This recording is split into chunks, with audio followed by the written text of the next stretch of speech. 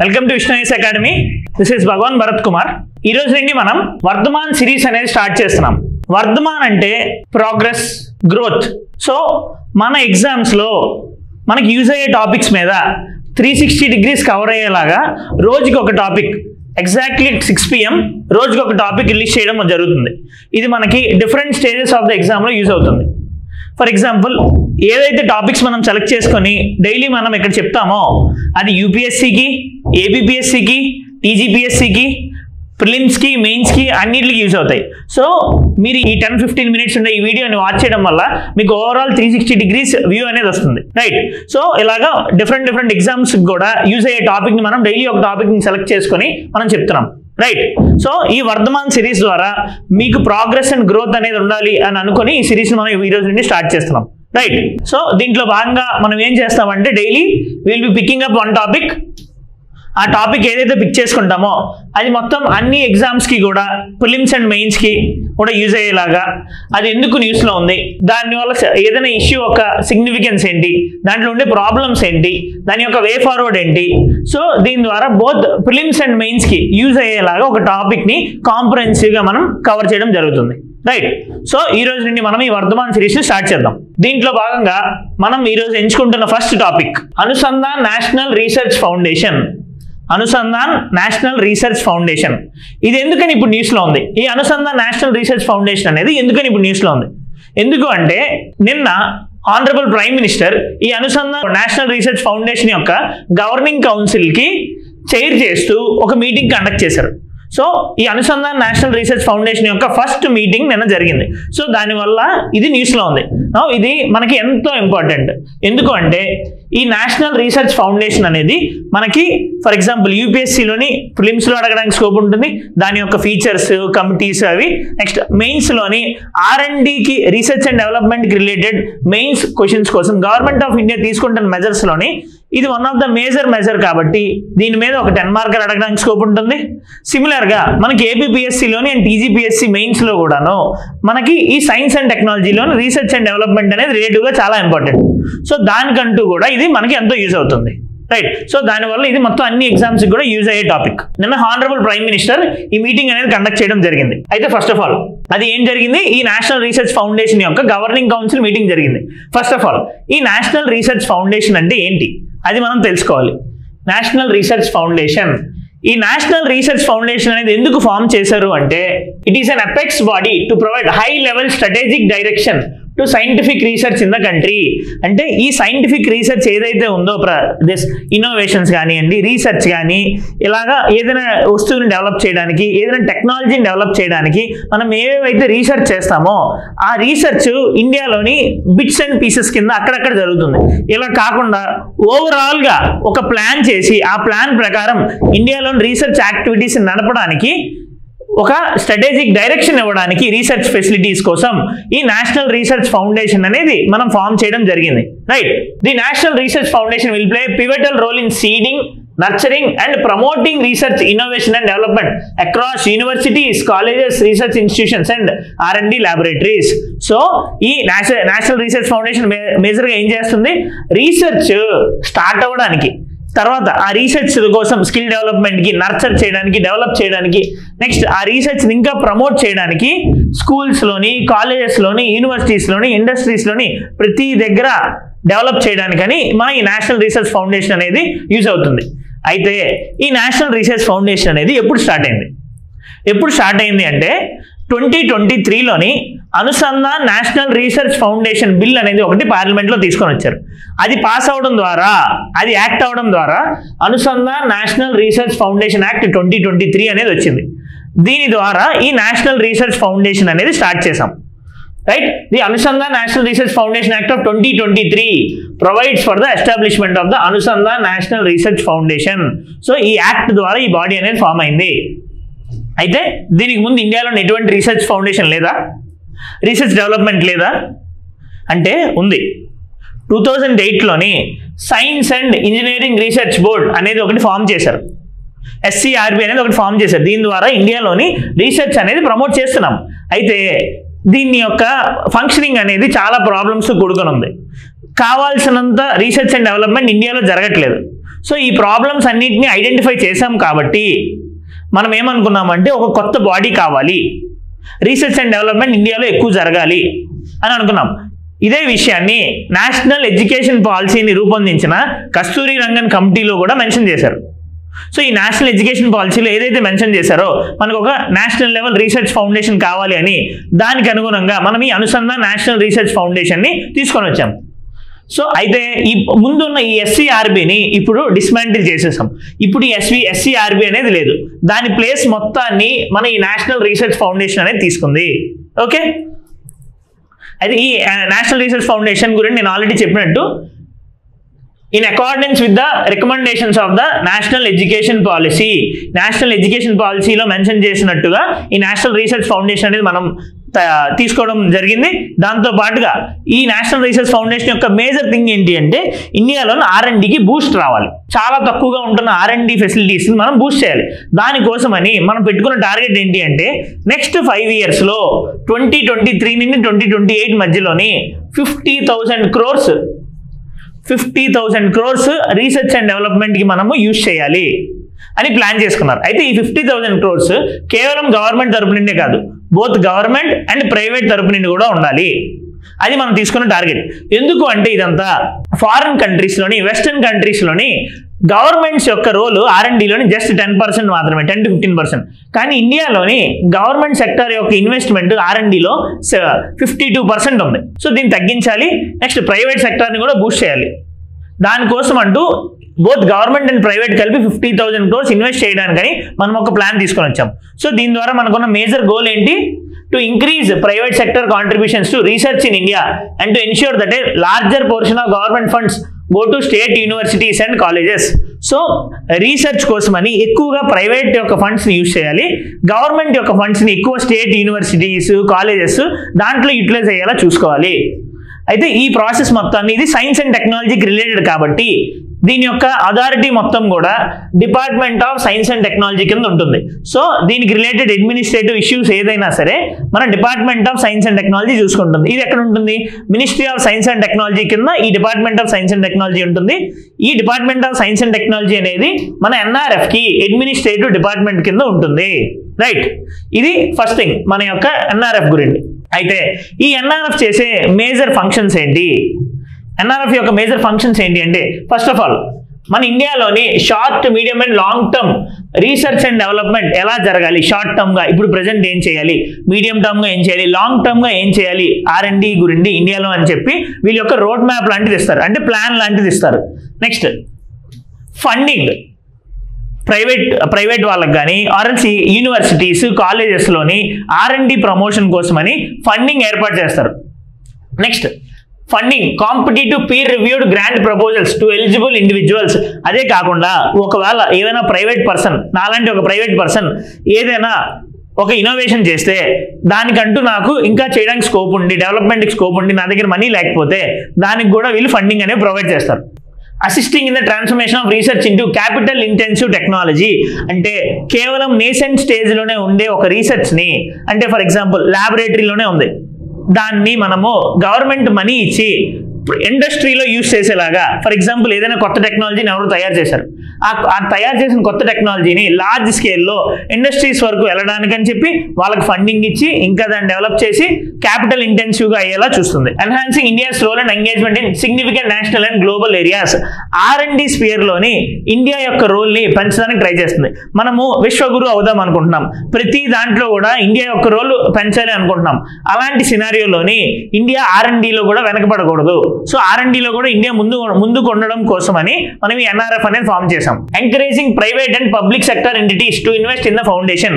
అయితే దీంతో పాటు మనం ఇందాకే ఆల్రెడీ అనుకున్నట్టు NRFలోని మేజర్ ఇంకొక ఉద్దేశం ఏంటి అంటే ప్రైవేట్ సెక్టర్ కాంట్రిబ్యూషన్ కూడా మనం తీసుకొని రావాలి. Right, carry out annual surveys of scientific research outcomes and spending. దీంతో పాటుగా ఈ NRF చేసే ఇంకొక బాధ్యత ఏంటి అంటే దిస్ సైంటిఫిక్ రీసెర్చ్ ఎలా జరుగుతుంది, ఆ రీసెర్చ్ వల్ల వస్తున్న అవుట్కమ్స్ ఏంటి, ఎంత ఖర్చు పెడుతున్నామో, ఇంకా ఉన్న ప్రాబ్లమ్స్ ఏంటి అని చెప్పి వాటి మీద యాన్యువల్ సర్వేస్, అంటే సర్వేస్ లాంటివి చేయాలి. సర్వేస్ చేసి డేటా కలెక్ట్ చేసి దాన్ని బేస్ చేసుకుని ఇంప్రూవ్మెంట్స్ అనేవి చేయడానికి అని చెప్పి చేస్తున్నాం. సో యాన్యువల్ సర్వీస్ అనేది అందుకు జరుగుతుంది.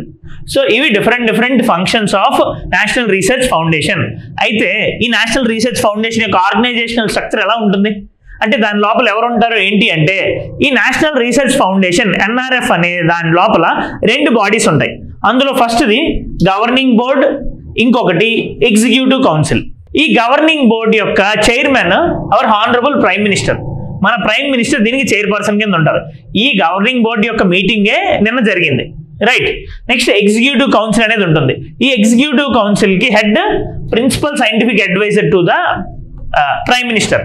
సో ఇండియా యొక్క ప్రిన్సిపల్ సైంటిఫిక్ అడ్వైజర్ ఈ ఎగ్జిక్యూటివ్ కౌన్సిల్ కి హెడ్ కింద వ్యవహరిస్తారు.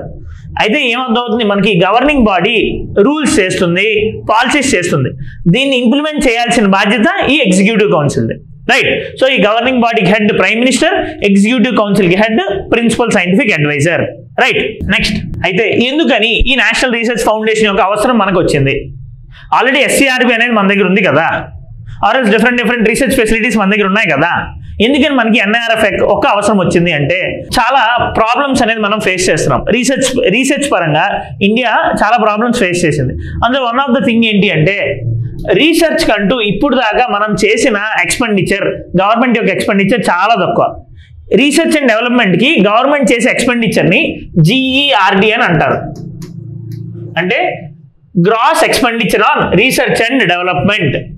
సో ఈ GERD కోసమని ఇండియా పెడుతున్న ఖర్చు కేవలం 0.7% ఆఫ్ ద జీడిపి, కేవలం 0.7% ఆఫ్ ద జీడిపి. కానీ గ్లోబల్ లెవెల్లోనే ఎంత ఉండాలని కోరుకుంటాము అంటే అట్లీస్ట్ 2% ఆఫ్ ద జీడిపి ఉండాలని అనుకుంటున్నాం. కానీ మంది చాలా తక్కువ ఉంది, just 0.7% of the GDP. So ఇది పెంచాలి అంటే మనకి నేషనల్ రీసెర్చ్ ఫౌండేషన్ లాంటిది ఒకటి కావాలి. నెక్స్ట్ ఇంకా ఎందుకు అవసరం వచ్చింది అంటే less contribution by private sector. నేను ఇందాక ఆల్రెడీ చెప్పినట్టు ప్రైవేట్ సెక్టర్ యొక్క కాంట్రిబ్యూషన్ అనేది రిలేటివ్గా చాలా తక్కువ ఉంది ఇండియాలో. గవర్నమెంటే 52% ఆఫ్ GERDని ఇన్వెస్ట్ చేస్తుంది. అదే వెస్ట్రన్ కంట్రీస్లోనైతే USAలోనే కేవలం 10% మాత్రమే గవర్నమెంట్, జర్మనీలో 13%, చైనాలో 15%. సో ఈ గ్యాప్ ఏదైతే ఉందో ఆ గ్యాప్ని ఫుల్ఫిల్ చేయడానికి ఈ అనుసంధాన్ నేషనల్ రీసెర్చ్ ఫౌండేషన్ అనేది తీసుకొని వచ్చాం. నెక్స్ట్ ఇంకొక మేజర్ థింగ్ ఏంటి అంటే challenges to India's research and development. NRF can be a viable tool to address challenges to India's research and development capacity. మన ఇండియా ఫేస్ చేస్తున్న R&Dలోనే ఇండియా ఫేస్ చేస్తున్న problems solve చేయడానికి కూడా ఈ NRF లాంటిది యూజ్ అవుతుంది. ఎలాగా? For example A share of the funds should be targeted towards building scientific research capacity in universities and semi urban areas. మనకు తెలిసిందే కదా మన R&Dలో మేజర్ ప్రాబ్లం ఏంటి అంటే కొన్ని సెక్టార్స్కి మనం ఫోకస్ చేస్తున్నాం. జనరల్గా ఎడ్యుకేషన్, సైన్స్ గురించి ఎక్కువ డిస్కస్ చేసి IITs, NITs, various state university, central యూనివర్సిటీలో కూడా ఈ R&D అనేది ఎక్కువ జరగట్లేదు. సో అలాంటి దగ్గర ఫండింగ్ ఇవ్వడానికి కూడా మన NRF కింద తీసుకొస్తున్న 50,000 కోట్లు అనేది యూజ్ అవుతుంది. నెక్స్ట్ బ్రెయిన్ డ్రైన్, ఇది కూడా ఇంపార్టెంట్ థింగ్. మన దగ్గర చాలా మంది తెలివైన వాళ్ళు రీసెర్చ్ అండ్ డెవలప్మెంట్కి, ఇన్నోవేషన్కి ఎక్కువగా స్కోప్ లేకపోవడం వల్ల వేరే దేశాలకు వెళ్ళిపోతున్నారు. వేరే దేశాల్లో వాళ్ళు ఇన్వెస్ట్ చేస్తున్నారు, వేరే దేశంలో వాళ్ళు ఇన్నోవేషన్ ట్రై చేస్తున్నారు. అక్కడ R&D డెవలప్ చేయడం వల్ల ఆ కంట్రీ డెవలప్ అవుతుంది. సో ఇలాగ జరగకుండా ఉండడానికి ఇండియాలోని ఎవరైతే సైంటిఫిక్ కమ్యూనిటీ ఉన్నారో, ఎవరికైతే రీసెర్చ్ మీద ఇంట్రెస్ట్ ఉందో వాళ్ళని ప్రమోట్ చేస్తే ఈ బ్రెయిన్ డ్రైన్ అనేది ఇండియాలో తగ్గుతుంది.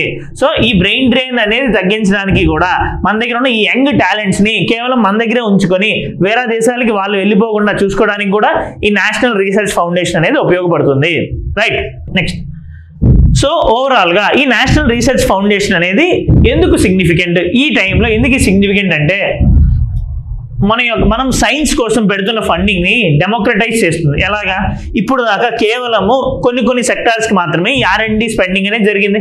ఇప్పుడు గవర్నమెంటే డైరెక్ట్గా ఇన్వాల్వ్ అవుతుంది కాబట్టి రూరల్ ఏరియాస్లో ఉండే ప్రాబ్లమ్స్ని, సెమీ అర్బన్ ఏరియాస్లో ఉండే ప్రాబ్లమ్స్ని, స్లమ్స్లో ఉండే ప్రాబ్లమ్స్ని, ఆ ప్రాబ్లమ్స్ కూడా సాల్వ్ చేయడానికి రీసెర్చ్కి వీళ్ళు ప్రమోట్ చేస్తారు. So democratisation of science funding అనేది జరుగుతుంది. ఎక్కడైతే అండర్ సర్వ్డ్ అండ్ తక్కువగా ఫండింగ్ తీసుకుంటున్న ప్రదేశాలు ఏవైతే ఉన్నాయో వాటి యొక్క డెవలప్మెంట్ కోసం కూడా ఈ R&D, ఈ NRF అనేది యూజ్ అవుతుంది. నెక్స్ట్ రీసెర్చ్ అనేది కొన్ని సెక్టార్స్కి ఉండిపోతుంది. అలా కాకుండా డిఫరెంట్ సెక్టార్స్లో రీసెర్చ్ చేయడానికి కూడాను ఈ NRF అనేది యూజ్ అవుతుంది. మన ఏరియా ఆఫ్ రీసెర్చ్ని వైడెన్ చేస్తుంది. ఫర్ ఎగ్జాంపుల్ సోషల్ సైన్సెస్లోని, ఇంజనీరింగ్లోని, ఆర్ట్స్లోని, హ్యుమానిటీస్లో కూడా. ముందు మనకున్న SCRB ఏం చేస్తుంది? సైన్స్ అండ్ ఇంజనీరింగ్ కేవలం ఈ రెండింటిలో మాత్రమే రీసెర్చ్కి మనం ఫండ్ అలొకేషన్ చేసేవాళ్ళం. కానీ ఇప్పుడు అలా కాదు. సోషల్ సైన్సెస్లోని, ఆర్ట్స్లోని, హ్యుమానిటీస్లోని, ఇంజనీరింగ్లోని ఎక్కడెక్కడైతే రీసెర్చ్కి స్కోప్ ఉందో అలాంటి ప్రతి అవెన్యూలో కూడా మనం ఇప్పుడు ఫండింగ్ అనేది ఇచ్చి అక్కడ డెవలప్ అనేది చేస్తాం. Next, provides an efficient and integrated management system. ఓవరాల్గా ఇది నేషనల్ లెవెల్లో ఉంటుంది కాబట్టి ఏం జరుగుతుందో ఈజీగా మనం అనలైజ్ చేయడానికి జరుగుతుంది. నేషనల్ లెవెల్ ప్లాన్ అనేది ఇవ్వడానికి జరుగుతుంది. సో మేనేజ్మెంట్ కూడా చాలా ఈజీగా ఉంటుంది. Research facilities management, enhance collaboration. ఈ ఎస్సీఆర్బీలో ఉండే ప్రాబ్లం ఏంటి అంటే చాలా వరకు దిస్ ఇండస్ట్రీ అకాడమియా లింకేజ్ అనేది ఉండేది కాదు, ఇండస్ట్రీస్తో టైఅప్ ఉండేది కాదు, ఈ రీసెర్చ్ ఫెసిలిటీస్ కాలేజెస్ టైఅప్ అయ్యేవి కాదు. సో ఇక్కడ మనము కొలాబరేషన్ అనేది మనం ప్రమోట్ చేస్తాం. Government agencies, research institutions, universities, colleges వీటన్నిటి మధ్య కొలాబరేషన్ చేయడానికి మనం చూస్తున్నాం. సో దీని ద్వారా కూడా న్యూ ఐడియాస్ అనేవి ఒక దగ్గరికి వచ్చి దిస్ బెటర్ R&D అనేది జరగడానికి స్కోప్ ఉంటుంది. టాలెంట్స్ అందరూ కూడా ఒక దగ్గరికి రావడానికి స్కోప్ ఉంటుంది.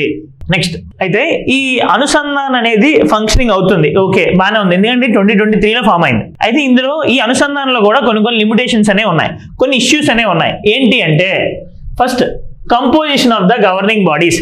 ఈ గవర్నింగ్ బాడీస్ ఏవైతే ఉన్నాయో దాని యొక్క కంపోజిషన్లో బాగా ప్రాబ్లం ఉంది. ఏంటి అంటే మనకి రెండు చెప్పాం కదా, గవర్నింగ్ బోర్డులోని 15 మెంబర్స్ ఉంటారు, ఆ ఎగ్జిక్యూటివ్ కౌన్సిల్లోనేమో 16 మెంబర్స్ ఉంటారు. అయితే అందులోని చాలా వరకు ministers and this IAS officers, government అఫీషియల్సే ఉన్నారు. సో వాళ్ళే ఉన్నారు కాబట్టి రీసెర్చ్ ఓరియంటెడ్లోనే వాళ్ళకి ఎక్కువగా విషయాలు తెలియకపోవచ్చు. అది major problem. Already ministers and IAS officers అందులో ఉంటారు. అడిషనల్గా బయట నుండి రీసెర్చ్ ఎక్స్పర్ట్స్ ఎవరు రావట్లేదు. అది one of the problem.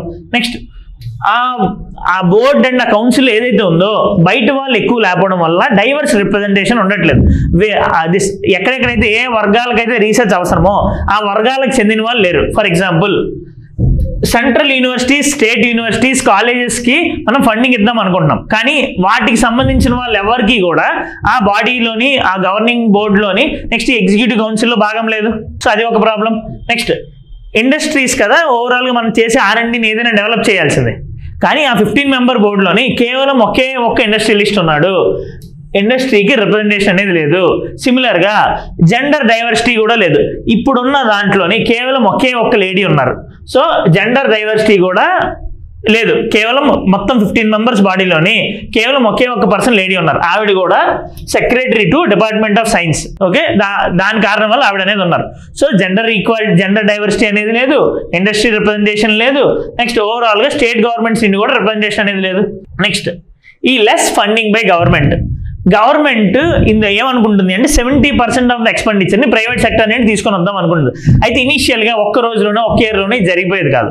So government కూడా రిలేటివ్గా ఈక్వల్ కాంట్రిబ్యూషన్ ప్రస్తుతానికి చేస్తూ ఉంటే ప్రైవేట్ సెక్టర్ కాంట్రిబ్యూషన్ జరగడానికి బాగుంటుంది అని చెప్పి కొంతమంది ఎక్స్పర్ట్స్ ఇచ్చే వ్యూ. Next, enhance centralisation. ఎందుకు అంటే ఈ నేషనల్ రీసెర్చ్ ఫౌండేషన్ ఫార్మేషన్ జరిగినప్పుడు కానీ, ఈ మీటింగ్స్ అప్పుడు కానీ, ఈ గవర్నింగ్ బోర్డులో కానీ, ఎగ్జిక్యూటివ్ కౌన్సిల్లో కానీ ఎక్కడా కూడా స్టేట్ గవర్నమెంట్స్కి ఎటువంటి భాగం ఇవ్వలేదు. సో స్టేట్ గవర్నమెంట్స్ భాగం లేదంటే ఇది ఫెడరలిజంకి అగేన్స్ట్ కదా. సో సెంట్రలైజేషన్ అనేది పెరిగిపోతుంది దీని ద్వారా. Next, no role of the central public sector enterprises. ఇప్పుడు ఫర్ ఎగ్జాంపుల్ స్టీల్ ప్లాంట్స్ కానివ్వండి, ఏదైనా డిఫెన్స్, హిందుస్థాన్ ఏరోనాటిక్స్ లిమిటెడ్ లాంటివి, ఈ సెంట్రల్ పబ్లిక్ సెక్టర్ ఎంటర్ప్రైజెస్ ఏవైతే ఉన్నాయో ఆ ఇండస్ట్రీస్ కదా ఏమైనా ఇన్నోవేషన్ చేస్తే దాన్ని డెవలప్ చేసేది వాళ్ళు, మ్యానుఫ్యాక్చరింగ్ చేసి ప్రొడక్షన్ చేసేది. నో, వాళ్ళ యొక్క భాగస్వామ్యం కూడా ఈ అనుసంధాన్ నేషనల్ రీసెర్చ్ ఫౌండేషన్లో లేదు.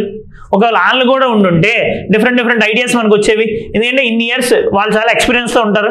సో అది కూడా one of the problem, right. So ఇవి ఉండే ప్రాబ్లమ్స్. అయితే నిన్న ఇవన్నిటికీ ఒక సొల్యూషన్ కింద అనుకోండి, ఆర్ఎల్స్ ఆ గవర్నింగ్ బోర్డు యొక్క ఫస్ట్ మీటింగ్ అనుకోండి, దాంట్లోని ఆనరబుల్ ప్రైమ్ మినిస్టర్ కొన్ని టేక్అవేస్ ఇచ్చారు. ఆనరబుల్ ప్రైమ్ మినిస్టర్ కొన్ని మెన్షన్ చేశారు, ఎలా చేద్దామని. అలా చేయడం వల్ల ఇంప్రూవ్మెంట్ అనేది NRFలో రావడానికి స్కోప్ ఉంటుంది. ఆయన మేజర్గా చెప్తుంది ఏంటి అంటే, the scientific community of the country should have faith that there will be no dearth of resources for their endeavours. Prime minister ఏమంటున్నారు అంటే, ఒకవేళ సైంటిఫిక్ కమ్యూనిటీ ఏదైతే ఉందో ఇండియాలోని వాళ్ళు మాకు డబ్బులు లేవని కానీ, మాకు రిసోర్సెస్ లేవని కానీ ఎవరూ ఆలోచించాల్సిన అవసరం లేదు. మీకు ఎంత రిసోర్సెస్ కావాలి అంటే అంత మేము ఈ NRF ద్వారా ప్రొవైడ్ చేస్తాము అని చెప్తున్నారు. Next, PM stresses on the need to identify and remove obstacles in the research ecosystem. Research ఎకోసిస్టంలో ఎక్కడెక్కడైతే ప్రాబ్లమ్స్ మనకు కనిపిస్తున్నాయో ఆ ప్రాబ్లమ్స్ మొత్తాన్ని మేము ఐడెంటిఫై చేసి సాల్వ్ చేస్తామని చెప్తున్నారు. ఇంకొక మేజర్ విషయం ఆయన చెప్పింది ఏంటి అంటే, ఒకవేళ ఎన్ఆర్ఎఫ్ గురించి ఆన్సర్ వస్తే, క్వశ్చన్ వస్తే మనకు మెయిన్స్ లోని పక్కాగా ఇది మెన్షన్ చేయాలి. Focus on localised solution to global problems. Global లెవెల్లో ఏ ప్రాబ్లమ్స్ ఉన్నాయో దానికి మనం లోకలైజ్డ్ సొల్యూషన్స్ ని ఫైండ్ అవుట్ చేయాలి ఎన్ఆర్ఎఫ్ ద్వారా. ఫర్ ఎగ్జాంపుల్ క్లైమేట్ చేంజ్ అనేది గ్లోబల్ ప్రాబ్లం, దానికి మనం లోకల్ సొల్యూషన్ ఫైండ్ అవుట్ చేయాలి R&Dని ఎక్కువ బెటర్ గా యూజ్ చేసి. నెక్స్ట్ ఈ నేషనల్ రీసెర్చ్ ఫౌండేషన్ ద్వారా మనం ఏమేమి ఇన్వెస్ట్మెంట్ చేస్తున్నాము, ఆర్ఎల్స్ ఏమేమి ఫెసిలిటీస్ తీసుకొని వస్తున్నాము, ఎంత జరుగుతుంది, ఎంత స్పెండింగ్ జరుగుతుంది, ఎంత డెవలప్మెంట్ జరుగుతుంది అన్న దానికి అవన్నీ ట్రాక్ చేయడానికి ఒక డాష్ బోర్డ్ అనేది క్రియేట్ చేయాలి అని చెప్పి హానరబుల్ ప్రైమ్ మినిస్టర్ చెప్పారు. Right. Next hub and spoke మోడల్ని ఇందులో యూజ్ చేయమని చెప్తున్నారు. ఏంటి అంటే ఈ hub and spoke model research institutions కానీ ఏదైనా యూనివర్సిటీస్ కానీ ఆల్రెడీ కొన్ని బాగా డెవలప్ అయి ఉంటాయి ఈ రీసెర్చ్ పేర్లో. సో అలాంటి ఇన్స్టిట్యూషన్స్ ఏవైతే ఉన్నాయో వాటితో టైఅప్ చేస్తూ కొన్ని చిన్న చిన్న ఇన్స్టిట్యూషన్స్, చిన్న చిన్న కాలేజెస్ ఇప్పుడిప్పుడే రీసెర్చ్ చేస్తున్న వాళ్ళని వాటితో టైఅప్ చేస్తే ఇద్దరికి కూడా విన్ విన్ సిచ్యువేషన్ ఉంటుంది. వీళ్ళకి హ్యూమన్ రిసోర్సెస్ వస్తాయి, వాళ్ళకి కూడా టెక్నాలజీ ట్రాన్స్ఫర్ అనేది జరుగుతుంది. సో ఇలాగ హబ్ అండ్ స్పోక్ మోడల్ ద్వారా ఈ R&D డెవలప్మెంట్కి చూడండి అని చెప్పి హానరబుల్ ప్రైమ్ మినిస్టర్ సజెస్ట్ చేస్తున్నారు. దాంతోపాటు అతను యూజ్ చేసిన ఇంకొక పదం ఏంటి అంటే ఈజ్ ఆఫ్ డూయింగ్ రీసెర్చ్ అనే దానికి మేము ట్రై చేస్తాము. ఈజ్ ఆఫ్ డూయింగ్ బిజినెస్ ఎలా ఉందో ఈజ్ ఆఫ్ డూయింగ్ రీసెర్చ్ని కూడా మేము ప్రమోట్ చేస్తామని చెప్పారు. అంతేకాకుండా ఈ అనుసంధాన్ నేషనల్ రీసెర్చ్ ఫౌండేషన్లోని ఏ సెక్టార్స్కి ఎక్కువగా ఫోకస్ ఉంటుందో దాన్ని కూడా మెన్షన్ చేశారు. సోషల్ సెక్టార్స్, జనాలు ఎక్కడెక్కడైతే ప్రాబ్లమ్స్ ఫేస్ చేస్తున్నారో ఆ ప్రాబ్లమ్స్ సొల్యూషన్ కింద ఈ ఎన్ఆర్ఎఫ్ వర్క్ అవుతుంది. ఫర్ ఎగ్జాంపుల్ కొన్ని సెక్టార్స్ ఎక్కడెక్కడ స్కోప్ ఉంది అంటే ఈ ఎలక్ట్రికల్ వెహికల్స్ మొబిలిటీలోని, అడ్వాన్స్డ్ మెటీరియల్స్లోని, సోలార్ సెల్స్లోని, స్మార్ట్ ఇన్ఫ్రాస్ట్రక్చర్లోని, హెల్త్ అండ్ మెడికల్ టెక్నాలజీలోని, సస్టైనబుల్ అగ్రికల్చర్ అండ్ ఫోటోనిక్స్లోని ఇలాంటి డిఫరెంట్ సెక్టార్స్ని ఐడెంటిఫై చేశారు. దీంట్లోని R&Dని ప్రమోట్ చేస్తారు. రైట్. అయితే ఇవన్నీ చేయడం వల్ల ఇండియా మనం ఏదైతే కోరుకుంటున్నామో వికసిత్ భారత్ 2047 కల్లా ఇండియా డెవలప్డ్ కంట్రీ అవ్వాలని ఏదైతే కోరుకుంటున్నామో దానికి మనము ఈ ఎన్ఆర్ఎఫ్ ద్వారా రియలైజ్ అవ్వడానికి స్కోప్ ఉంటుంది. ఇంతేకాకుండా ఈ ఎన్ఆర్ఎఫ్ని ప్రమోట్ చేయడానికి ఎక్కడికక్కడ సెంటర్స్ ఆఫ్ ఎక్సలెన్స్ అంటే ఈ రీసెర్చ్ ఫెసిలిటీస్ని డెవలప్ చేయడానికి సెంటర్స్ ఆఫ్ ఎక్సలెన్స్ అనేది ఎక్కడికక్కడ క్రియేట్ చేద్దాము అని కూడా ఆయన చెప్పారు. ఇది నిన్న గవర్నింగ్ కౌన్సిల్లో అయిన దాంట్లో, గవర్నింగ్ బోర్డు అయిన దాంట్లోనే ఆయన ఇచ్చిన కీ టేక్అవేస్. రైట్. అయితే సో ఇది ఈ ఎన్ఆర్ఎఫ్ గురించి ఓవరాల్ మనకు వచ్చిన ఒక ఐడియా. మనము ఈ ఎన్ఆర్ఎఫ్ గురించి ఎందుకు ఫార్మేషన్ అయిందని చెప్పాం, రీసెంట్గా ఆయన మీటింగ్లో ఏమొచ్చిందో చూసాం, అది ఎందుకు కావాలో చూసాము, నెక్స్ట్ దానివల్ల వచ్చే లిమిటేషన్స్ ఏదో చూసాం. ఈ కంటెంట్ ద్వారా మీరు యూపీఎస్సీ అవనియండి, ఏబిపిఎస్సీ అవనియండి, టీజీపీఎస్సీ అవనియండి, ఈ రీసెర్చ్ అండ్ డెవలప్మెంట్కి సైంటిఫిక్ రీసెర్చ్కి రిలేటెడ్ ఎటువంటి క్వశ్చన్ వచ్చినా సరే మనం రాయడానికి ఈ కంటెంట్ అనేది సరిపోతుంది. దీంట్లో భాగంగా మనం ఒక MCQ అనేది చూద్దాం. రైట్. ఈ ఎన్ఆర్ఎఫ్కి related MCQ. With reference to the Anusandhan National Research Foundation, consider the following statements. ఈ Anusandhan national research foundation related question ఇది. దానికి రిలేటెడ్ స్టేట్మెంట్స్ ఒకసారి చూద్దాం. The ANRF is an autonomous body under the Ministry of Science and Technology. ఇది science and technology ministry కిందకి వస్తుందా? It aims to promote interdisciplinary research and innovation in India. ఇది interdisciplinary research ని promote చేస్తుందా లేదా? ANRF is primarily funded by the government and cannot receive private donations. Only government donations మాత్రమే ఇది accept చేస్తారా? Private donations కి ఎటువంటి role లేదా ఇందులోని ఎన్ఆర్ఎఫ్ లోని? ఇది science and engineering research board ని రిప్లేస్ చేసిందా లేదా? ఇలా ఈ 4 పాయింట్స్ అనేది మనం ఇవ్వడం జరిగింది. ఇవి ఆప్షన్స్.